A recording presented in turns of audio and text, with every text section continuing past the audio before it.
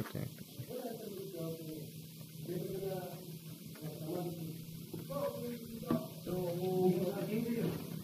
Ya kwa kumalizia, baada ya postmortem kinachofuatia ni kuandika ripoti ya ulichokiona, ulichokifanya, ili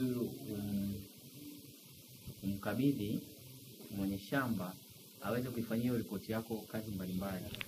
Moja ya kazi ambazo anaweza kuzifanyia, kwa mfano kama umekuta mnyama ameugua ugonjwa fulani amefariki, baada ya postmortem kimkabidhi ile ripoti, ataweza kujua na kujiandaa jinsi ya kukabiliana na ugonjwa, kujua utokea wakati gani na unakuwa unasema wakati gani na ni kwa rika lipi la wanyama. Kwa hiyo anakuwa anajipanga kabla. Ripoti hii pia inasaidia kuweka takwimu ya kujua kwa mwaka au kwa kipindi fulani cha uzalishaji umepata vifo vingapi. Inasaidia pia, na vitu vingine inasaidia kwenye management. Unajua mbuzi wako wanakuwa manage kivipi, wanalishwa majalalani, wanalishwa wapi, kwa sababu kwenye postmortem unakuta vitu kama makaratasi na vitu kama hivyo. So kwa kumalizia, kwa sababu mbuzi wetu kilichosababisha kifo chake, tumeconclude kwamba sio kifo hichi kilisababishwa na pin concretion au ule mpira. Ripoti yetu tutaconclude hivyo, na advice kwa management ni kwamba mbuzi wakati wa kiangazi wajaribu kuwapa vyakula vyenye madini, inamaanisha concentrate feed, vyakula vya ziada, kwa sababu ya kupunguza upungufu wa madini mwilini, ndio wanawapelekea wao kwenda kuwalamba wengine au kujilamba wenyewe au kulamba ukuta kwa ajili ya kupata ile ladha ya kujifunza. Na pia kwenye masuala ya mabanda ni muhimu kwenye floor kama hivi tunavyoona zinafaa zizibwe. Floor hii space imekuwa kubwa sana in between, na kinasababisha mbuzi wale ambao ni wadogo wanapenya, wanavuka chini, wanazurura huku, na ikitokea kama geti limeacha wazi pale, mbuzi wanaweza wakatoka wakaibiwa. Mwisho kabisa ni kwamba ni muhimu sana unapoenda kwenye shamba la mtu ukafanya PM, ukacompile report, unampa kopi moja na wewe unakuwa unabaki kopi moja kwa ajili ya manufaa yako ya baadaye, au kwa ajili ya kukabidhi kwa wakubwa wako wa kazi, sababu tunajua tunaingiliwa na hii ni muhimu, na kisheria inatulazimu sisi kufanya kitu kama hichi ili kuweza kubadili mfumo wetu wa ufugaji kutoka katika mfumo mazoea kwenda katika mfumo wa kibiashara ambao sasa hivi tunatazamia kufikia muda wa mwaka 2030, na sisi tutakuwa tumefikia katika kitengo fulani ambacho mkulima mdogo, mfugaji mdogo wa Tanzania atakuwa increase capacity yake ya uzalishaji. Badala ya kufuga ng'ombe wawili kwa ajili ya maziwa lita 20, afuge ng'ombe 5 kwa ajili ya lita 100-200 ya maziwa. Asanteni. Hairball kwa lugha ya kawaida tunaweza kuita mpira wa nywele. Na mara nyingi hairball inatokea kwa wanyama aina zote. Sawa? Inakuwa kwenye sehemu gani kwenye mnyama inapatikana? Hii huwa inapatikana kwenye utumbo, kwenye tumbo la chakula la mnyama, ambapo chakula kikitoka kwenye mdomo kinaingia neck. Alafu wakati mwingine inaweza kuwa ina size tofauti, kwa sababu hapa tunaona ni kadogo. Hii ilikuwa kwa mbuzi. Kwa ng'ombe unaweza kukuta ni kitu kikubwa cha size hii, na kwa wanyama wengine inategemea, especially kwenye ruminant, wanyama wenye matumbo manne. Kinakuwa kinasababishwa na nini? Hichi kwa kawaida hizi ni nywele ambazo zimepile up, ambazo zinatokea kwenye wakati mnyama anajikuna, anajilamba, kwa hiyo anakuwa anakula baadhi ya nywele, ambazo inaweza kuwa ni nywele au fiber zinazotokana na pasture au fodder crop. Wakati mnyama anakula, especially mbuzi, wanapenda sana browse, wanakula mizizi, magome ya miti na majani magumu. Kwa hiyo zile fiber ndio zinakuwa accumulated hapa pamoja na manyoya, lakini mara nyingi inasababishwa na upungufu wa madini. Naona mwanzoni. Kwa hiyo wengine wote au bila wewe mijambo ndio wewe sipo kwenye rume. hata ukinichesti kazi.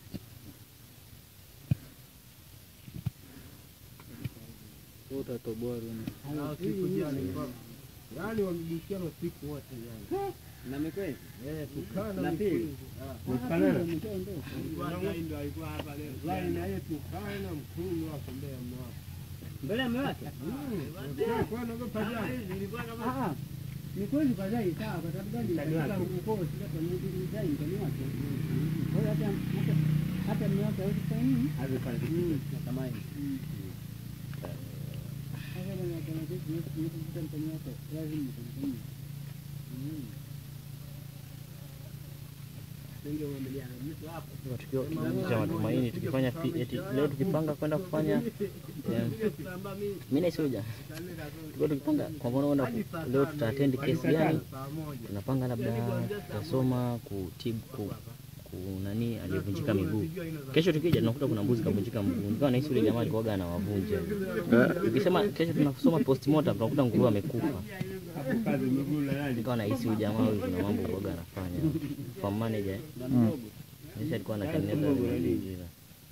Sasa unajua hii muogo wa kuchoma. Kwa nini hewa huaga inajaa tumboni mnyama akifa? Eti. Kwa nini? Kambi na nizamio.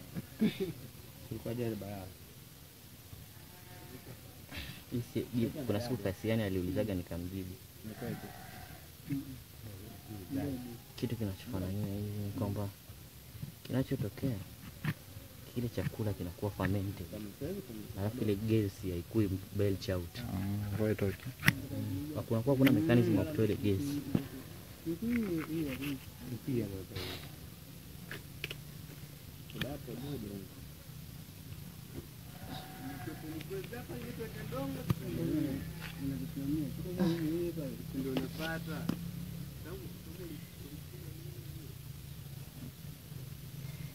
Oya, sasa hivi mbona shika mkono, shika hivi tupasue.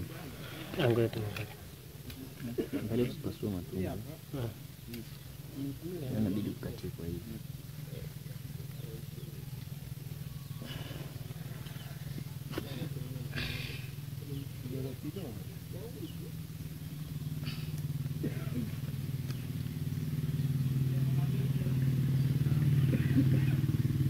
Unarekodi video mzuri au? Inaweza kurekodi for how long? Kidogo unarekodi unakata, unarekodi unakata.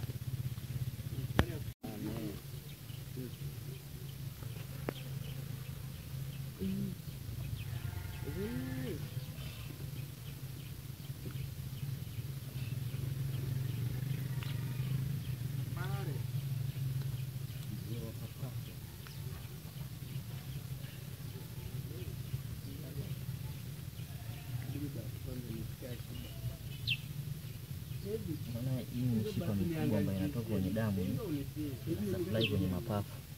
Kutoka kwenye moyo. Alafu inatoka kwenye moyo unaenda kwenye kichwa. To the neck and the upper part of the head. Na ndio zamani nimepata hapa. Damu bado inaganda.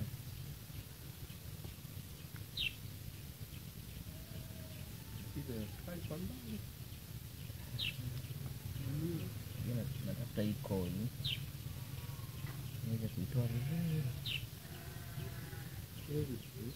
Kesho nitaenda kwenye sabuni. Kama sabuni. Hapa hapa.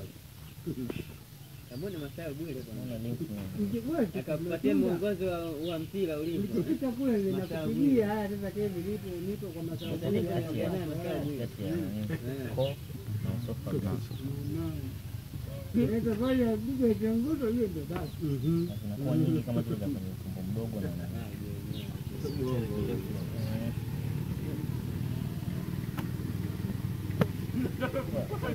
karibu ataniita hapa.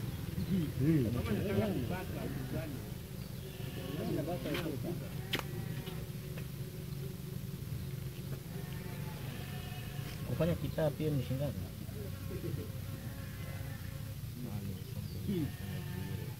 Nenda kwa Alisha pia ni kushina.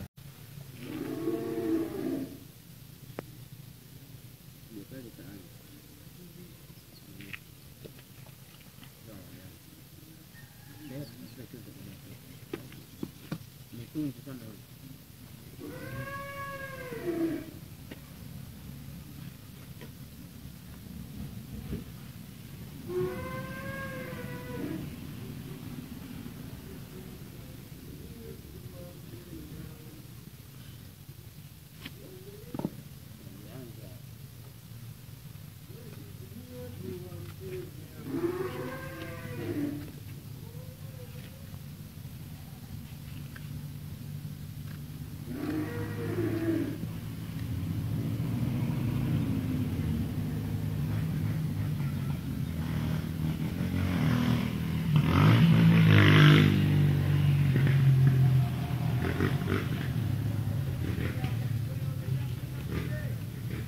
Saidia mshikaji.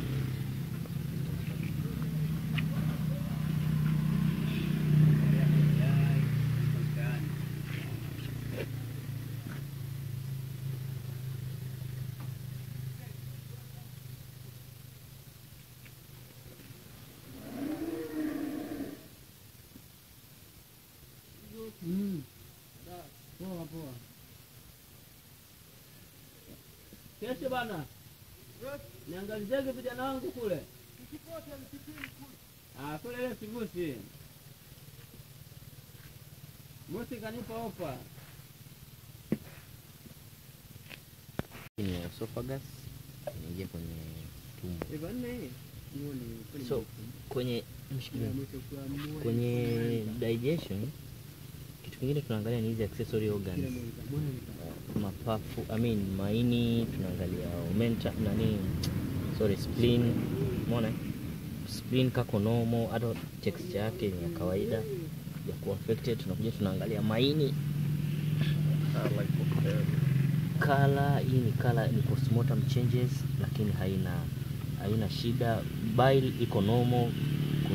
Sawa hata ukiangalia maini hizi ni postmortem lesion. Sasa hizi ni hemorrhage. Sawa. Ila pia unaweza ukaangalia kama ilikuwa na parasite wakati una compile kwenye report yako. Compile kila kitu. Nikuombea nani wakugoye kwanza Manyigwe aka Mavulu.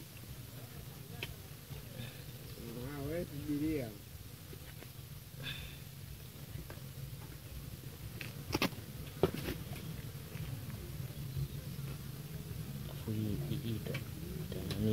Regulations.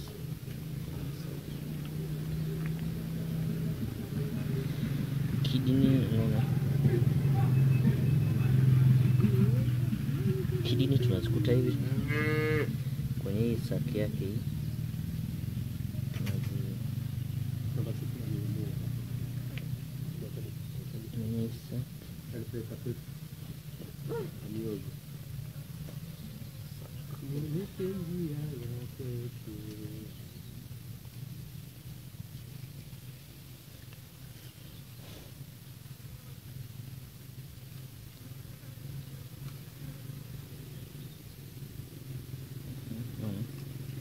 It's normal, hakuna calcification, hakuna nini.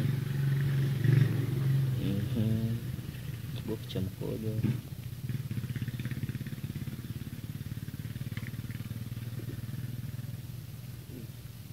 Kitu kingine tuko tuna-expect hapa.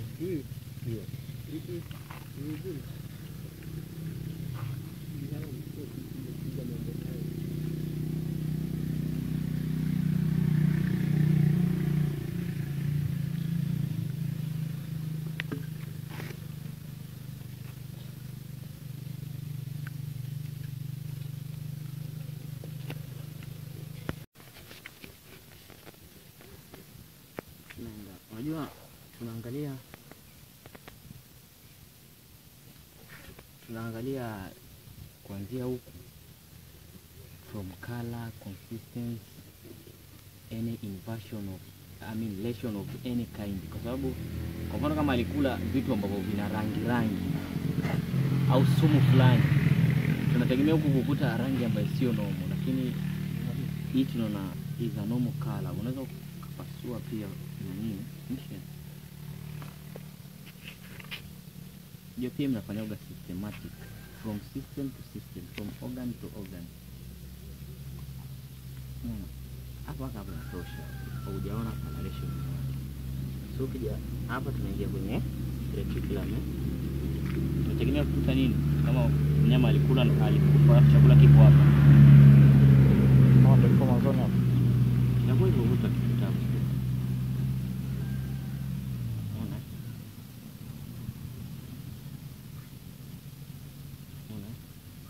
Hakuna msumari, hakuna jiwe, hakuna mfuko, hakuna anything. Kama kuna mfuko ndio unapatikana hapo.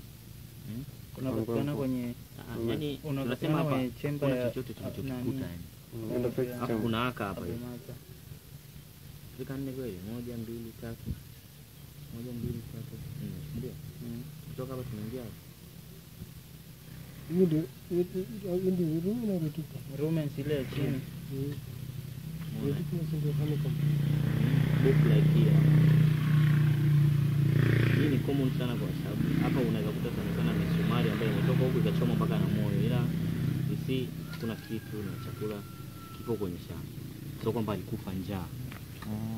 Hiyo ni tuna rule out kwamba akisemekana alikufa njaa, tumesha rule out hiyo. Haiwezi kuwa alikufa njaa kwa sababu tumekuta chakula content, feed content kwenye nini? Kwenye rumen. And then we go to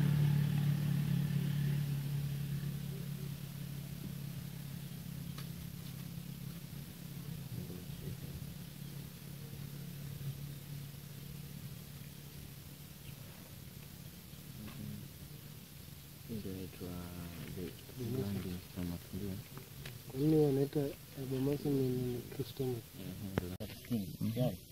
Yeah. Tanguliza kichwa hicho.